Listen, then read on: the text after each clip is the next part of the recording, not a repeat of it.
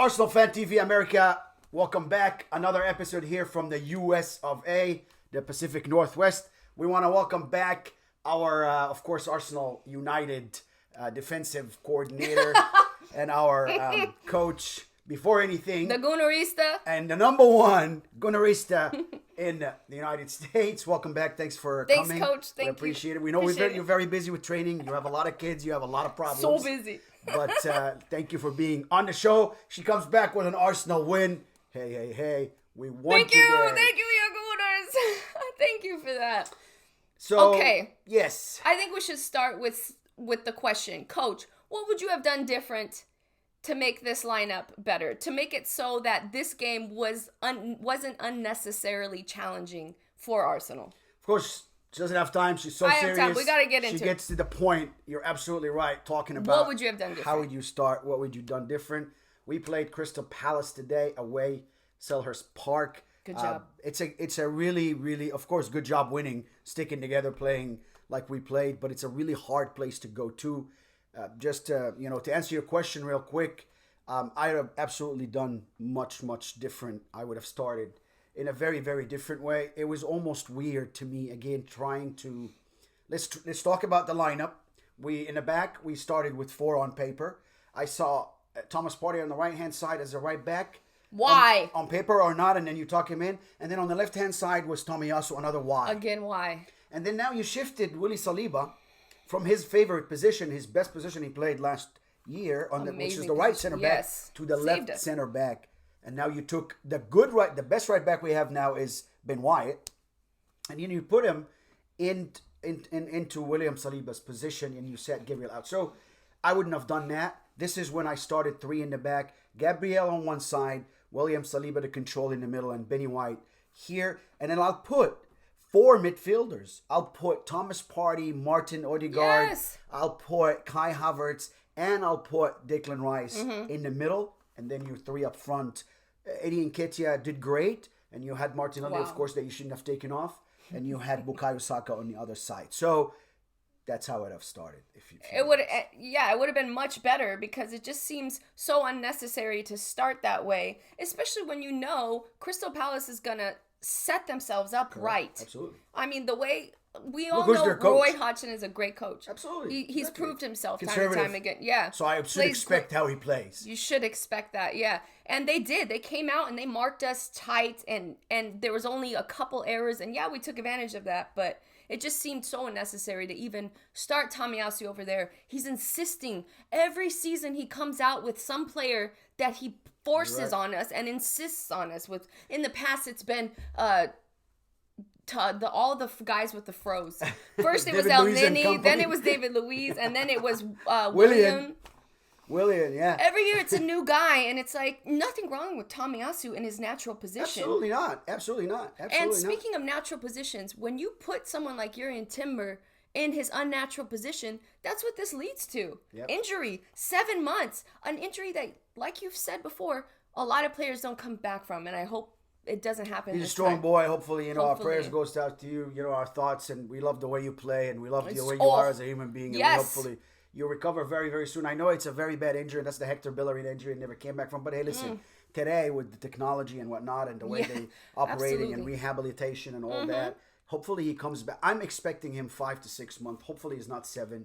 Hopefully he's just 5, and hopefully he recovers soon and comes back even stronger. But what a player and what a miss! What a player! And again today, you don't have against games that teams. We said that before, that we're gonna keep the ball. You didn't have to start the line of 4 back there. Yeah. You didn't even have to start it on paper, because what we saw during the game, that Thomas Partey would go up to become the holding midfielder, and then the gaps created behind him and the right back were absurd.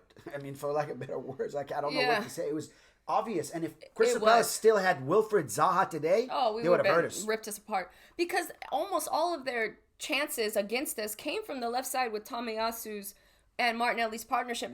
Martinelli's not going to come back every time to get you. Exactly. And Tomiyasu's out of place. So it's like they just kept ripping us apart down there. Absolutely. Thankfully. Everything was coming for a portion of time that way. And it's just, again, for a period of time.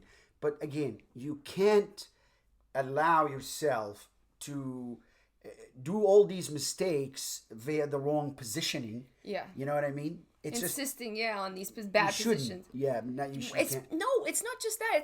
It's because we're saying this because you actually have the right players to play in these positions. That's correct. So why are you not using them? There's got to be some reason we don't know about, but that's correct. It is frustrating to see. It's very frustrating, but again, today let's just go to the positive. It's gonna be positive and negative. And there's a lot of positives. If we wanna win the Premier League, then we have to talk about the negatives, and we have to be able to try to change them and someone accountable, grow from them. That's all. Yeah. So we learn, because if we don't identify these mistakes and learn from them, they're gonna repeat. You're just themselves. gonna stay bad. Yeah. Today we got never lucky that it's lucky. Crystal Palace. They didn't have anybody really, I want to say, dangerous up front, lethal up front to finish. That's but they true. I mean, how old is Ayew at this point? Right. That's right. And then he did his best, but we played how many defensive mindset? Oh my God! At one point, there was a crazy amount of midfield players and defensive players. Yeah. We played 9 defenders. But each one of them who played was promising and interesting and happy to watch. I was happy to watch all of them. Kai Havertz and Declan Rice. What do you think about? What did you think about Kai Havertz, real quick? I thought he did a great job today using his physical presence, but I also kind of feel like he's still out of position and maybe not used right. Like, he needs someone who will come up behind him, because he's always shutting, like you say, he's always shutting people down. Correct. And going in for the challenge. Well, that requires another player. So if you're going to play him, then you need someone behind him, maybe Thomas Partey to... So you don't burn his energy. Absolutely. Yes. Absolutely. I think he did a great job today. What did you think? I thought, like you said, he's just maybe new to being played in 2 positions. And I think Mikel Arteta does it now more than one time. He's always playing him in the midfield or starting him in the midfield, which I think he's a midfielder for the size what I see him as. Yeah. Even though he moved into a striker today, it's a false number 9, kind of. I thought he moved into spaces, but I also, like you said, I didn't think Martin Odegaard was there for him. That was the thing today, right? Yeah. So he didn't shine because of that, but I thought his physical presence, yes. He challenges for every ball. He tried to get the ball back. Yeah.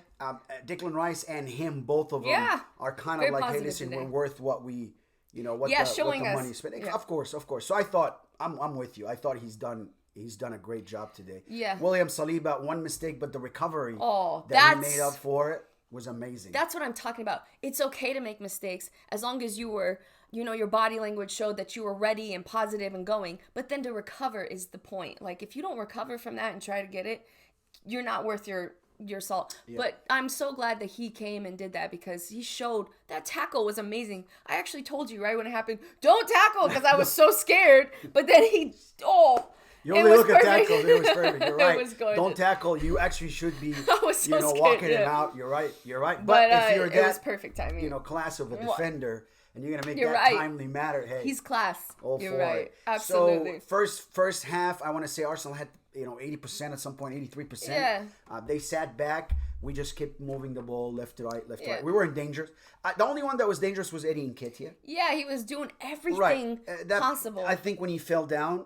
That was given against Arsenal so many times, so I wouldn't blame him for going down. He should have stayed on his feet, right? But I thought also that he tried and his foot just gave out. But again, let's give him the benefit of the doubt. I'll give Eddie, hey, listen, 7 or 8 maybe, towards 8, because he did good. Yeah, absolutely. He hit the post. He did. Tried to chip the goalkeeper. He should have scored. But he was the most direct Arsenal player. If it wasn't for him, we wouldn't have had any shots on target. Yeah. He had some good turns with. So everything the way he accepted the ball and moved it just the right way every time was crucial. He was always there for Saka. I like that combination between them. I love that combination. But what's with Martinelli sitting on the left side and not getting noticed? And it's not like he can be like, "Hey," then the defender's away. Once again, this is Martin Odegaard. I don't know what happened to him.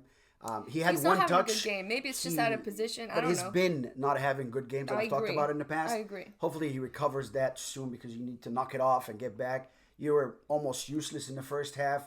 You had one shot on goal. Okay, you're a good shooter on goal, but you didn't help your teammate. When there was a fight, he always found himself in the wrong place. Absolutely, you're right.